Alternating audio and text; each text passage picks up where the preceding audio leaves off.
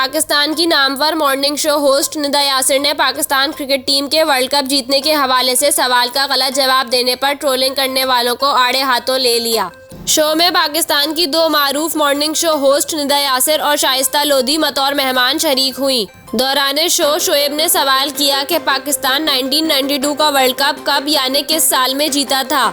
सवाल सुनकर निदा थोड़ा सा सोच में पड़ी, फिर शाइस्ता की तरफ देखते हुए पूछा 2006 में जीता था, जिस पर शाइस्ता ने नफी में सर हिलाया। वीडियो में देखा गया कि शोएब ने शाइस्ता को कुछ भी बोलने से रोक दिया।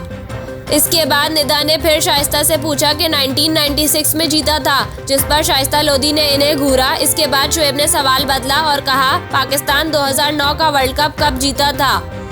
निदा ने जवाब दिया 1992 में, जिस पर शाइस्ता ने कहा सवाल तो सुनो। निदा यासिर और शोएब अख्तर का मज़कूरा क्लिप सोशल मीडिया पर वायरल है, जिस पर सार्फिन ने निदा यासिर को काफ़ी ट्रोल किया।